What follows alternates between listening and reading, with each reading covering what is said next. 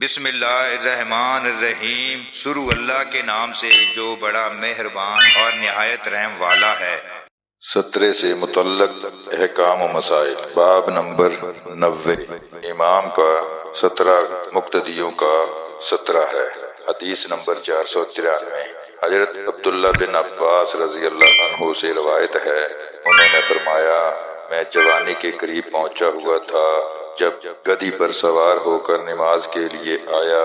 اس وقت رسول اللہ صلی اللہ علیہ وآلہ وسلم منی میں دیوار کے علاوہ کسی اور سطرے کی طرف کر کے لوگوں کو نماز پڑھا رہے تھے۔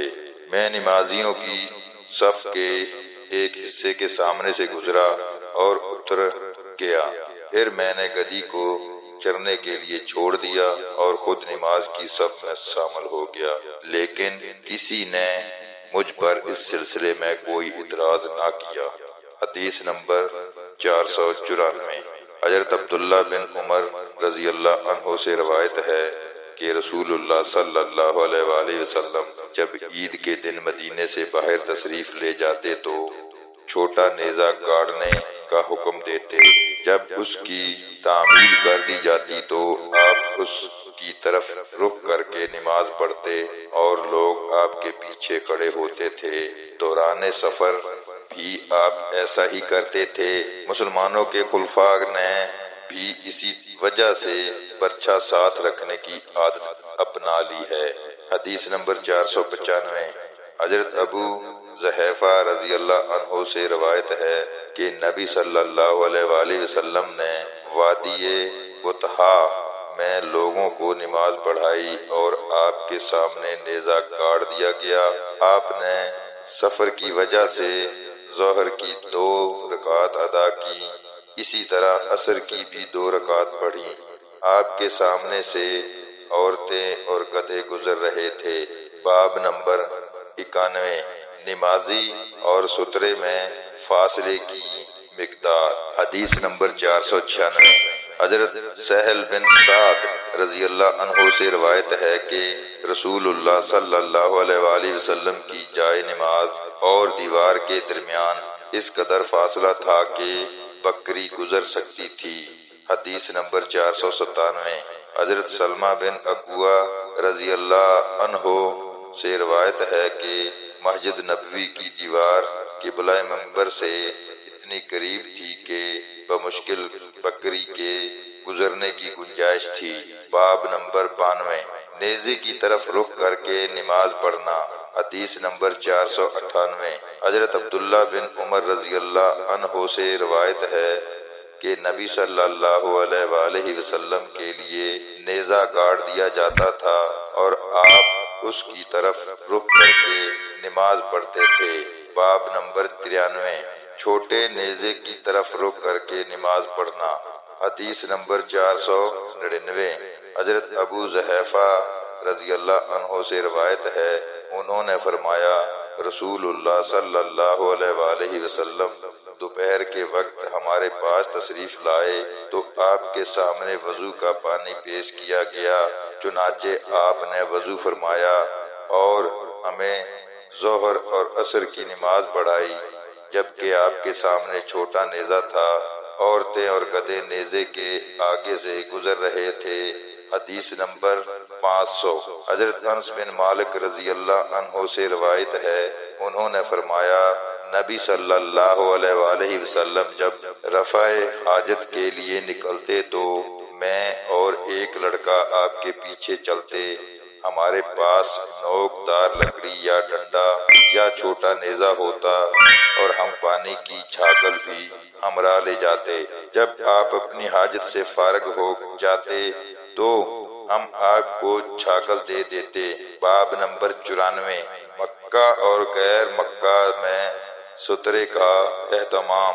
حدیث نمبر 501۔ حضرت ابو ذؤحیفہ رضی اللہ عنہ سے روایت ہے، انہوں نے فرمایا، رسول اللہ صلی اللہ علیہ وآلہ وسلم دوپہر کے وقت ہمارے پاس تشریف لائے اور آپ نے بطحا میں ظہر اور عصر کی 2 رکعت پڑھائیں اور آپ نے دوران نماز میں اپنے سامنے ایک چھوٹا نیزہ کھڑا کر لیا۔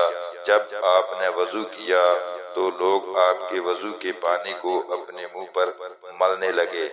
باب نمبر 95 ستون کی طرف رخ کر کے نماز پڑھنا۔ حضرت عمر رضی اللہ عنہ بیان کرتے ہیں کہ باتیں کرنے والوں کی یہ نسبت نماز پڑھنے والے ستونوں کے زیادہ حقدار ہیں۔ حضرت عمر رضی اللہ عنہ نے ایک شخص کو 2 ستونوں کے درمیان نماز پڑھتے دیکھا تو اسے ایک ستون کے قریب کر دیا اور فرمایا کہ اس کی طرف رخ کر کے نماز پڑھو۔ حدیث نمبر 502 حضرت یزید بن ابو عبید رحمت اللہ سے روایت ہے، انہوں نے کہا کہ میں حضرت سلمہ بن اکوع رضی اللہ عنہ کے ساتھ مسجد نبی میں آیا کرتا تھا۔ وہ ہمیشہ اس ستون کے سامنے کر کے نماز پڑھتے جہاں مصحف شریف رکھا ہوتا تھا۔ میں نے اس سے پوچھا، اے ابو مسلم، تم اس ستون کے قریب ہی نماز پڑھنے کی کوشش کیوں کرتے ہو؟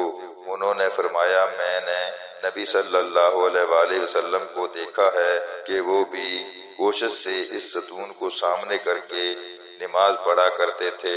حدیث نمبر 503 حضرت انس بن مالک رضی اللہ عنہ سے روایت ہے، انہوں نے فرمایا، میں نے نبی صلی اللہ علیہ وآلہ وسلم کے بڑے بڑے صحابہ کرام کو دیکھا، وہ مغرب کی نماز کے وقت ستونوں کے سامنے جلدی چلے جاتے تھے۔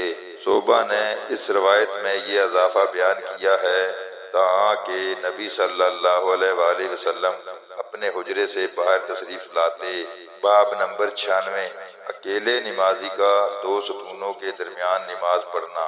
حدیث نمبر 504 حضرت ابن عمر رضی اللہ عنہ سے روایت ہے، انہوں نے فرمایا، نبی صلی اللہ علیہ وآلہ وسلم، حضرت اسامہ بن زید، حضرت عثمان بن طلحہ اور حضرت بلال رضی اللہ عنہم خانہ کعبہ کے اندر داخل ہوئے اور دیر تک اندر رہے، پھر باہر نکلے۔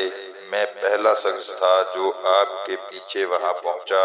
پھر میں نے حضرت بلال رضی اللہ عنہ سے پوچھا، آپ صلی اللہ علیہ وآلہ وسلم نے کہاں نماز پڑھی؟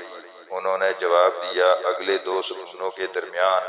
حدیث نمبر 505 حضرت عبداللہ بن عمر رضی اللہ عنہ ہی سے روایت ہے کہ رسول اللہ صلی اللہ علیہ وآلہ وسلم حضرت اسامہ بن زید، حضرت بلال اور حضرت عثمان بن طلحہ حجبی رضی اللہ عنہم خانہ کعبہ کے اندر داخل ہوئے۔ پھر اندر سے حضرت عثمان نے دروازہ بند کر دیا اور آپ کعبے کے اندر ٹھہرے رہے۔ جب باہر تشریف لائے تو میں نے حضرت بلال رضی اللہ عنہ سے پوچھا، نبی صلی اللہ علیہ وآلہ وسلم نے بیت اللہ کے اندر کیا کام کیا؟ انہوں نے بتایا، آپ نے ایک ستون کو اپنی بائیں جانب اور ایک کو دائیں جانب اور 3 ستونوں کو اپنے عقب میں کر لیا۔ اس وقت کعبے کی عمارت 6 ستونوں پر تھی۔ پھر آپ نے نماز پڑھی۔ امام بخاری رحمت اللہ کہتے ہیں، ہم سے اسماعیل نے بیان کیا کہ مجھ سے امام مالک نے فرمایا، آپ نے 2 ستونوں کو اپنی دائیں جانب کیا تھا۔ اللہ تعالی ہم سب کو دین کو صحیح معنوں میں سمجھنے کی توفیق عطا فرمائے، آمین ثم آمین۔